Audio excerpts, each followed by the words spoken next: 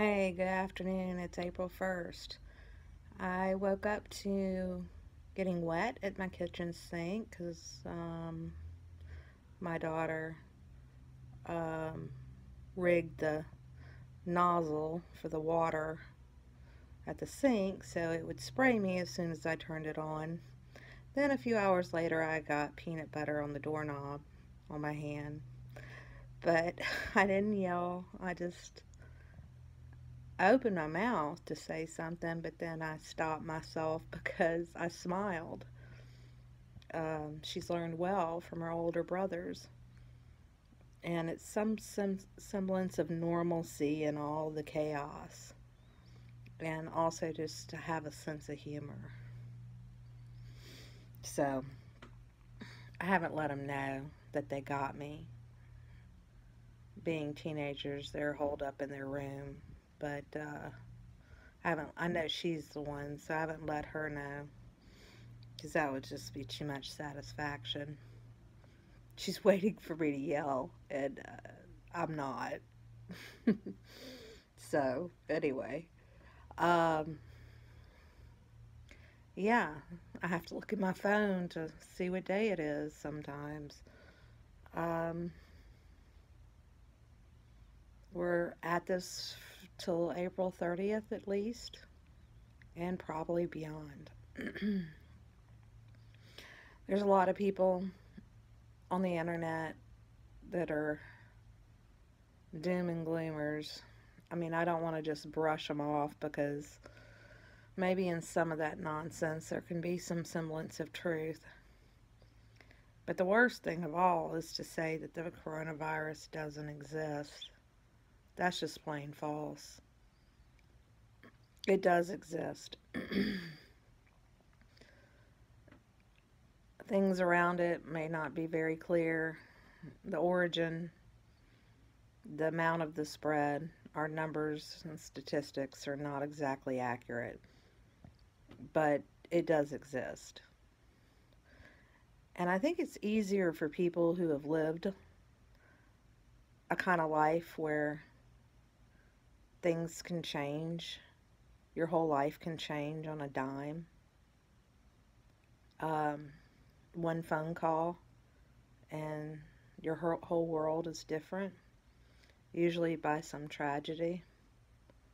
And we're the type of people that know that these kind of things are very, very possible. And we know the capability in the big picture. But we also know that you can't panic or um, lose it because there are people around you who are still relying on you to stay sane, especially if you have children, and look at things logically as much as possible. I mean, we're human and we have emotions and we have feelings, but try and rationalize things. If you have a faith, you pray. And I had to. At some of the worst times in my life, I had to throw up my hands and say, I'm putting it in your hands. Because honestly, people, we do not have control in life. We do not.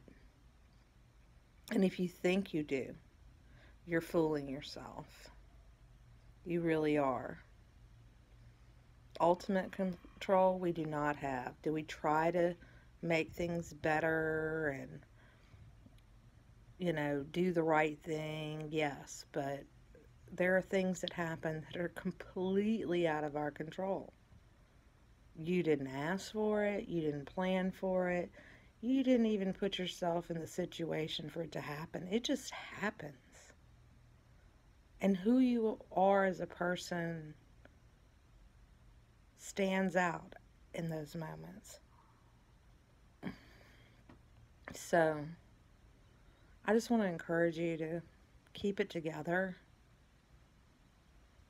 control what you can day to day within your world. Control may be a bad word, but take comfort in what you do have. comfort in what you do have, and find peace within yourself to where you understand that here is not forever, and you do the right thing for you and yours and your family,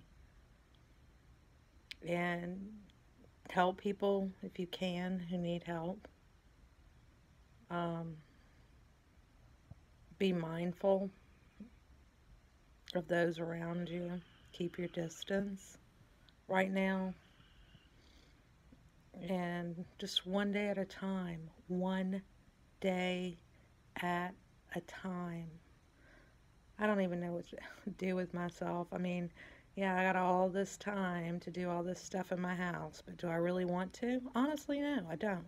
So I'm just taking one thing at a time, not overloading myself with all this stuff I need to be doing. And if, as I get things accomplished, just check it off, one at a time. Don't be too hard on yourselves. Breathe. Just take it one day at a time. And hang in there. And don't let this fear-mongering to the extreme get to you. Please don't. I'll talk to you later. Bye.